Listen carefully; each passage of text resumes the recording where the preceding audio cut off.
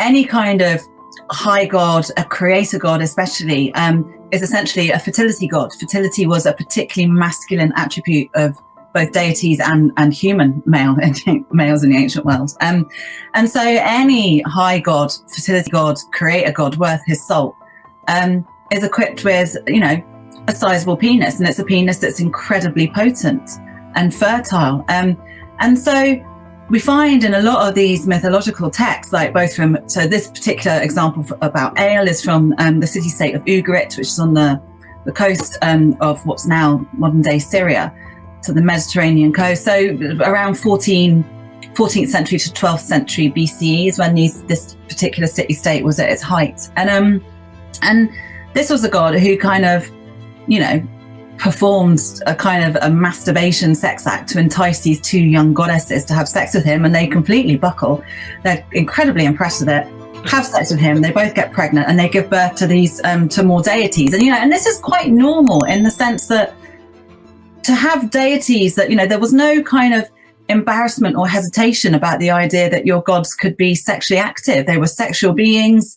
They were sexually active. They enjoyed sex. They also used sex violently as well. So they were very human-like in their sexuality, essentially. So that's just bog standard, normal kind of stuff that gods get up to. But then when we read in the Hebrew Bible about the nature of this deity, we find that this too is a deity who is sexualized. This is a very masculine god. This is a god who's, as I've said, very much human-shaped. And he has male anatomy. He has, a term that's a lot of ancient texts like to employ euphemism and wordplay and poetry, just because that was a convention of the time. So, for example, certain body parts stand in for other parts. So thighs and feet are often euphemisms for genitals. The lips are often euphemisms for the vagina, quite obviously. Nakedness or flesh is often a euphemism for the genitals as well. So, we read certain texts where we get these clear allusions to Yahweh's genitals. One of them is in Ezekiel chapter 1, where the prophet sees this human-shaped God, his deity, Yahweh, sitting on the throne, and the deity's body is covered with fire and lights and all sorts of kind of wondrous cosmic splendors. Top half of his body is covered, the bottom half of his body is covered, but the bit that's revealed are his loins, which is, that's the usual translation, but actually the word means it's quite straightforward. It's genitals. So this was a deity who was equipped like any other male creator fertility deity. He had a penis and he knew what to do with that. It's so bold. It's so bold. I love it. Doesn't he say to Job, gird up thy loins like a man, like grab your cojones, we would say, like grab your balls? Kind of like harden your balls, like harden up, like kind of get ready. Wow. It's a very masculine image. Yeah. I used to hear this in the church and they would say, well, all they did was they tucked their tunic. That's all. They tucked their tunic. And I'm thinking to myself, my dad. They're just wrapping themselves. They're just tightening their tunic so they can run. Mm-hmm. Yeah, that's what I heard. And my dad, we still do this today. He'll be like, grab your balls, son. Like he's just tough, masculine alpha male from special forces, military, retired and all. So he's like, ugh. And so warfare. Let me give you one example. I want to cover something here real quick as we get into this. And I'm going to show this little image to get your personal thoughts on this here. So we can take a look here. So in particular, my buddy Steven, he brought this to our attention. There was a discussion about your book in one of these rooms. Your book points out a potential mistranslation of a Hebrew word shol, which is understood to refer to the hem or a robe or to a robe itself. You suggest that it's better understood as originally referring to genitalia. You cite examples of where the term in question is used to refer to genitalia, but when reviewing the examples, it seems like the term in context refers to the garment covering the genitalia rather than the genitalia, and the LXX translated many of these examples as references into Greek as buttocks. Can you explain what's going on? Yeah, in short, yeah.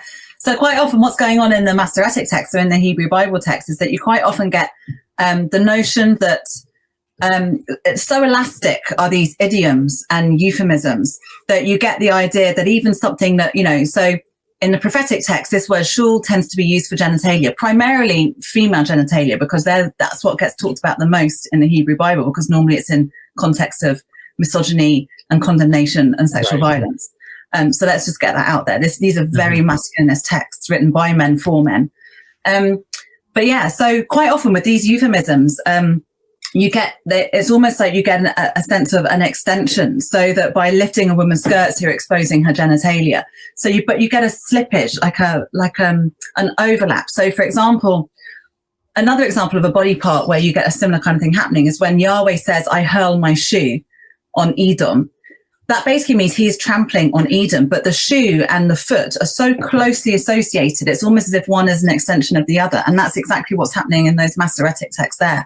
By the time you get to the Greek translation, so the Septuagint, which is produced around the 3rd to 2nd centuries BCE, by the time you're getting to that kind of context, you're already starting to have this real resistance towards both the idea of a bodily deity, but also a resistance towards the idea of a discomfort, much more of a discomfort with these sorts of explicit body parts, these kind of genital body parts. And so you get layer upon layer upon layer of euphemism building, if you like, an interpretation. Wow. Yeah. I could see them hiding this. You mentioned the bow, right? I'm going into certain examples that I thought were interesting as I read along. The bow that is the promise, I will not flood any longer, right? This rainbow. It represents a war bow too. Yeah. Sex and war are related. Sex and war. My question was simply, is that bow a euphemism for God's penis? Yeah, but it's a euphemism, but it's also again, it's kind of doing double duty, a bit like the example we just talked about.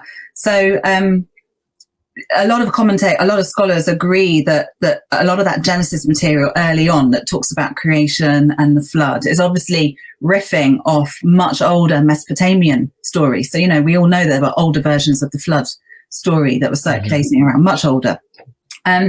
So in one of those collections of mythological ideas about the origins of the world, is the story of Marduk, the god of Babylon, who defeats Tiamat, this shape-shifting kind of primeval goddess of salt water.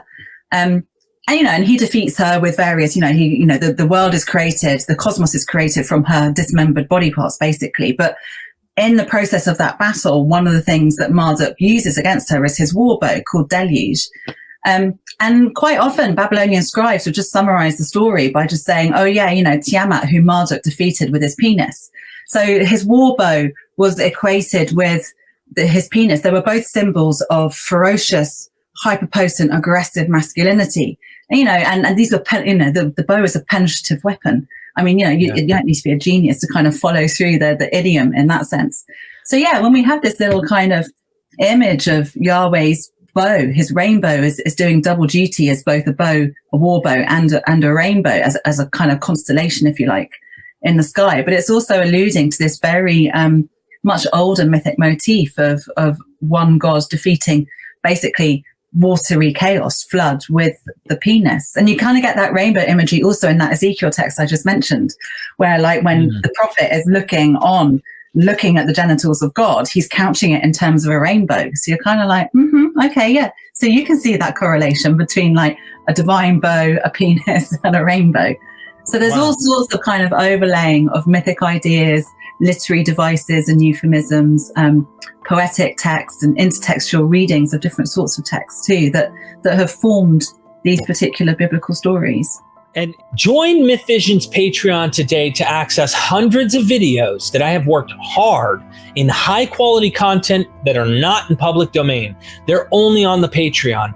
You will also have direct access to me, referring academics, questions, ideas, or just want a private chat. You have that access with me. Also, I'm trying to do more traveling to educate people from more academics and expand what kind of material I do produce on MythVision. This is a full-time gig, and you're helping the community by joining.